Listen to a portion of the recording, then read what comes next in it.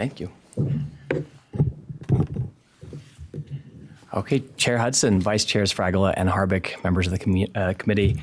My name is Daniel Moltke, and I am represented as Hartman's Chief of Staff here on her behalf in support of House Bill 3731, which we believe is a really important step in getting the data that we need to protect student victims on Oregon's university and college campuses, while also recognizing the vital work of our Title IX coordinators.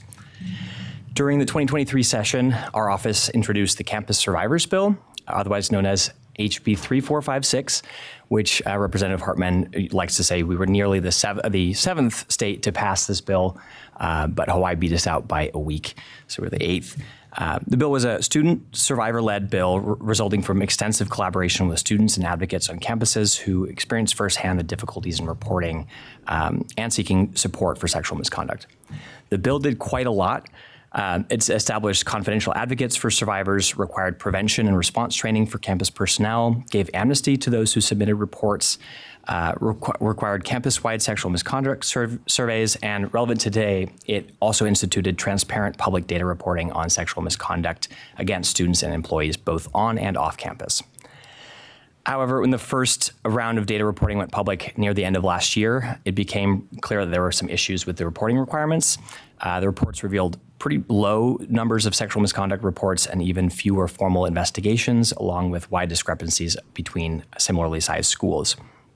Try to figure out what was going on. Our office started talking with the Title IX coordinators, and their insights were really invaluable to this bill. What became clear was that the current reporting requirements are unintentionally leaving out critical information, not only about the incidents themselves, but also about the work being done by the Title IX coordinator to address those issues. For example, the reporting statute requires listing the number of allegations of sexual misconduct against students or employees, but Title IX coordinators also provide services to students who've been assaulted by people outside of the campus community. The numbers also don't reflect anonymous reports or cases where survivors decide they don't want to engage with the formal process, meaning that much of the work that these offices are doing, offering support, accommodations, and trauma-informed services, is just not showing up in the data. HB 3731, which we're still working on with Title IX coordinators and advocates, seeks to address those discrepancies, and I think the Dash 1 amendment really shows how some of the conversations are taking shape. The bill refines reporting requirements to include reports of sexual misconduct allegedly committed by people who are not students or employees, providing what we believe to be a clearer picture of the harm done to students and the support provided to them by the Title IX coordinators.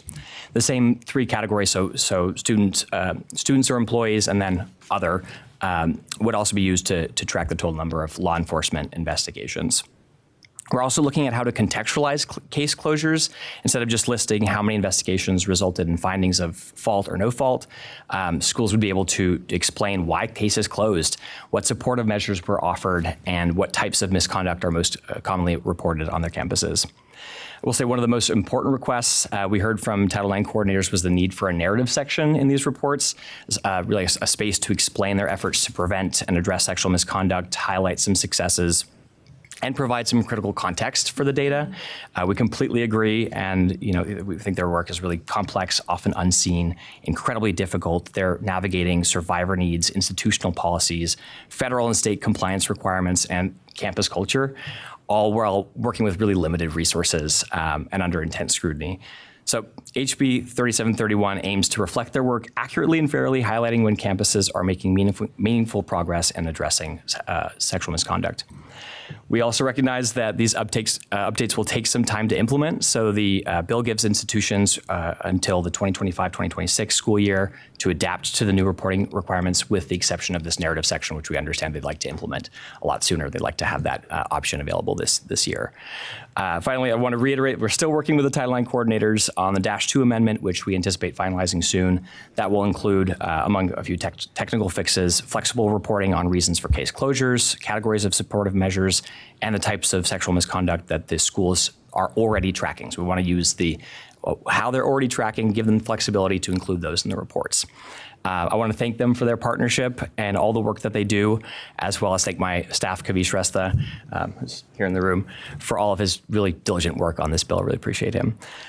We are committed to ensuring that with H. Bill 3731, with the -2 amendment, we provide a clearer picture of what's going on our campuses, both the good and the bad, without overburdening Title IX coordinators. Really, at the heart of this is just a simple truth: we can't address a problem that we don't fully understand. Right? By making these changes, we're hoping to we can ensure that the hard work the Title IX coordinators are doing is recognized, and that survivors are seen. So with that, I support you. I urge your support for the HB 3731 with the upcoming -2 amendment, and appreciate the opportunity to testify. Happy to answer any questions the committee might have. And I know we also have Albert. I believe we have Albert who's going to speak to the bill as well.